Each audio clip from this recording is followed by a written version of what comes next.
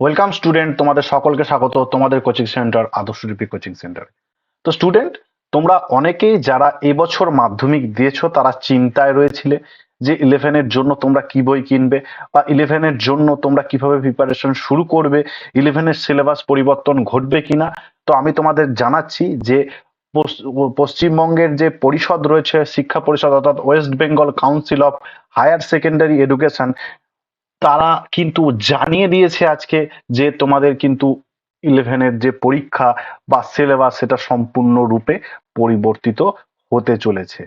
অর্থাৎ তোমরা যারা সামনে ক্লাস ইলেভেনের পরীক্ষা দেবে তারা কিন্তু সেমিস্টার ওয়াইজ পরীক্ষা।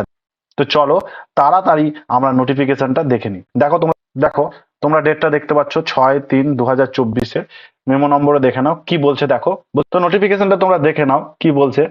On behalf of West Bengal Council of Higher Secondary Education, we are glad to announce that the school education department west bengal government of west bengal has given us the permission. কিসের permission? ডেটটা দেখো, 8 তারিখে কি বলে দিয়েছে।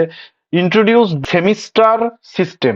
Introduce the semester system. Semester system কথার অর্থ কি? তোমাদের সেমিস্টার ওয়াইজ পরীক্ষা হবে।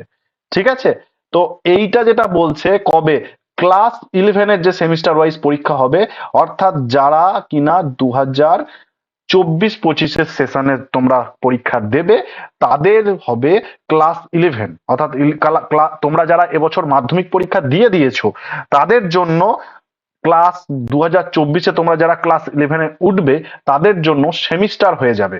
ঠিক আছে, সেমিস্টার হিসাবে তোমরা পরীক্ষা দেবে। এবার যারা মনে করো 12-এর পরীক্ষা দেবে, 12-এর কাদের ক্ষেত্রে? 25-26 সালের যারা 25-26 সালে 12 পরীক্ষা দেবে তাদেরকে কিন্তু এই সিস্টেম, তাদেরকেও কিন্তু এই সিস্টেমে পরীক্ষা দিতে হবে। কিন্তু একটা কথা বলি, যারা এবছর 12-এ উঠলে, এবছর 12-এ উঠেছো তাদের জন্য কিন্তু সেশনটা হচ্ছে 24-25। তারা কিন্তু দেবেন, অর্থাৎ এবছর যারা 12-এ উঠছো তাদের জন্য কিন্তু আগের সিলেবাসেই পরীক্ষা হবে।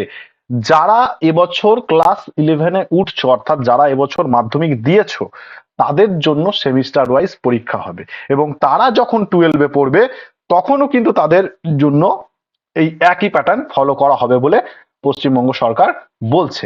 ঠিক আছে, তো দেখো এই হচ্ছে তোমাদের নোটিফিকেশন। তো তোমাদেরকে বলে রাখি, তোমাদেরকে সেমিস্টার ওয়াইজ পরীক্ষা হবে। প্রথম সেমিস্টারে তোমাদের এমসিকিউ হবে এবং পরবর্তী যে সেমিস্টার হবে সেটাতে in details descriptive type question পরীক্ষা হওয়ার কথা আছে। সম্পূর্ণরূপে কি সিলেবাস ডিটেলসে এখনো জারি করা হয়নি, এখানে দেখতেই পাচ্ছ। হ্যাঁ, এখনো জারি করা হয়নি, শুন বলছে, অর্থাৎ তো আগামী দিনে তোমরা জানতে পারবে। তো যারা যারা এখনো পর্যন্ত এই ভিডিওটা দেখলে তারা তৈরি হয়ে যাও। তারা আরেকটা কথা বলে দিই, ভুল করেও কিন্তু তারা বই কিনবে না, এখন কোনো বই কিনবে না।